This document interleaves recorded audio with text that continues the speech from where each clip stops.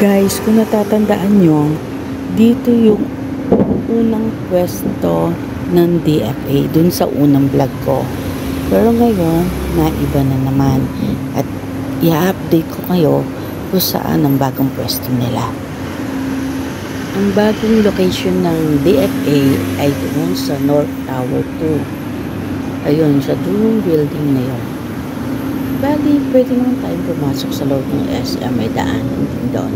Kaya lang, super aga pa ngayon, wala pang 9 o'clock, nagbubukas ang SM mga 10 o'clock. Kaya, dito lang muna tayo sa labas na dadaan. Didiretsuhin lang natin to hanggang makarating tayo sa dulo. Tapos, kakanan tayo. Doon nga po pala sa kukuha ng mga passport, bago man o renewal, kailangan apply muna kayo dun sa online. Tapos lahat ng kailangan nyo i-photocopy gawin nyo para hindi kayo pabalik-balik sa pila.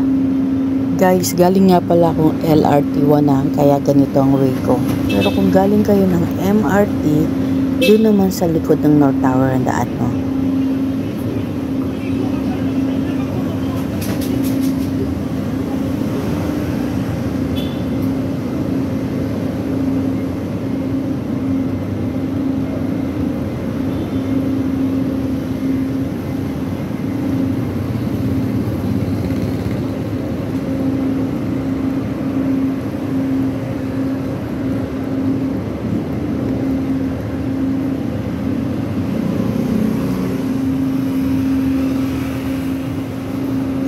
DFA kayo? Diyan na, oh. Yung building na yan sa, North Tower 2. Sa baba lang ho? Oo, kaya lang di pa kayo makakapasok kasi alas 10 pa. Okay. Ayan, dyan lang. Tapos doon kayo sa North Tower 1. Guys, kung pupunta nga pala kayo dun sa North Tower, gumamit kayo ng pedestrian, ha? Huwag kayo kung gagayahin. Kaya lang ako natawid dito medyo maaga pa. Wala pa masyadong dumadaan sa sasakyan.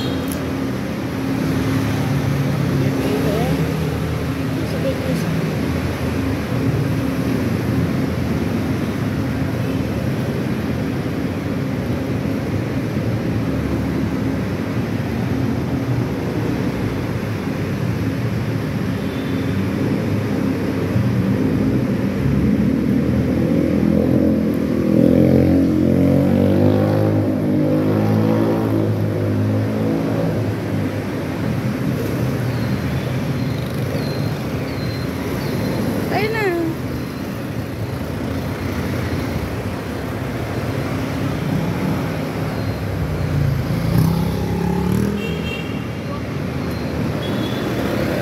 Bali, ito na yung North Tower 2. Kaya lang wala daan dito. Punta tayo sa bandang dulo. Makikiraan tayo dito sa North Tower 1. Medyo ngayon makakalakad ka pa dito kasi wala pa talaga masyadong dumadaan sa sakyan. Pero yan. So, pagdating ng alas 10, ayan, ang dami na yan. Kaya doon ka sa kabilang gilid dadaan.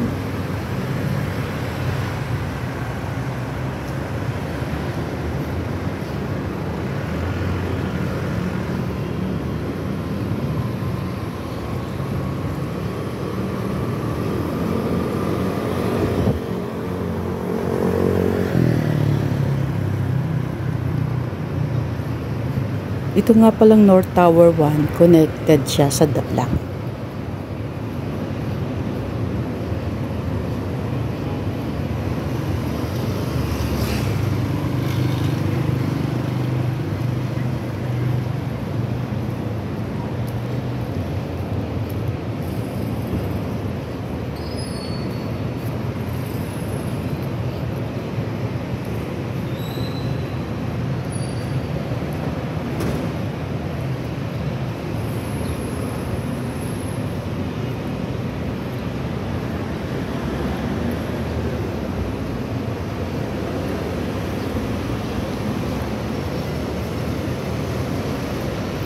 Dahil wala pang 10, hindi muna sila nagpapapasok.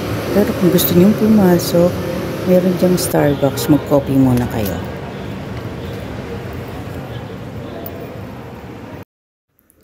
Here from North Tower 1, lakad lang po tayo hanggang makarating tayo sa gitna. Lalakpas pa tayo dun sa unang escalator.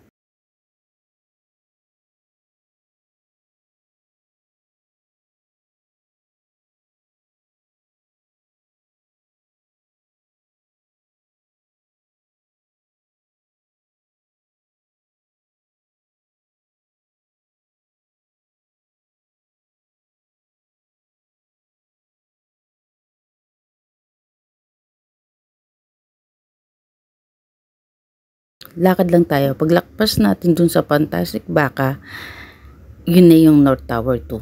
Pagitan siya ng Coco at ng Fantastic Baka.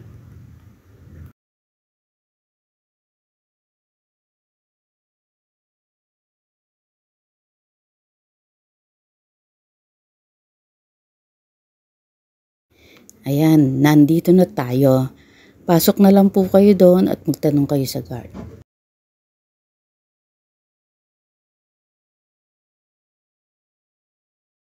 Kung umabot po kayo sa dulo, paki-shoutout na lang po kung hanggang sa nakarating tong video natin. Thank you for watching.